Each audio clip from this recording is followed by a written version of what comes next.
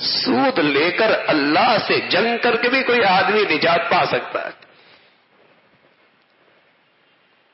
یہ بات خاص طور پہ اللہ نے مسلمانوں سے کہی ہے، کافروں سے نہیں کہی. یا ایھا الذین آمنوا لا تاکلوا الربا، ایمان والو سود نہ کھانا. اور اگر تم نے کھایا فإن لم تفعلوا فأذنوا بحرب من اللہ، اگر تم نے کھایا، یہ ایمان والوں سے بات ہے، اگر تم پھر بھی باز نہ آئے پھر اللہ سے اعلان جنگ کے لیے تیار ہو جاؤ. جب مالک اور بندے میں جنگ ہوگی تو جیت کس کی ہوگی؟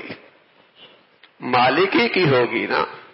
اس سے کوئی جنگ کرے اور اپنے اقتصادی مسائل حل کر لے، معیشت کے نقشے حل کر لے اور اپنی زندگی کو کامیاب کر لے. کوئی حماقتی جسے کہیں کہ جس کی عقل و دانش کے ایک ذرہ بھی نہ ہو وہی یہ سوچ سکتا ہے. اللہ سے اعلان جنگ کر کے. تو میرے عزیزو، اس وطن عزیز کی شکل میں اللہ کی ایک بڑی نعمت ہے، اور اس کا ایک مقصد تھا کہ مسلمان انفرادی زندگی کے اندر اپنی توانائیاں صرف کرتا، کہ اسلام کو زندہ کرتا اپنے گھروں میں، اپنی زندگیوں میں. اور اہل اقتدار کی ذمہ داری تھی کہ ایسے حالات بناتا، ایسے ضابطے مقرر کرتا کہ مسلمانوں کے لیے اس عدل و انصاف کی زندگی کو اختیار کرنا آسان ہو جاتا. اللہ ہمیں اس آزادی کی نعمت کی قدردانی کی توفیق نصیب فرما دے.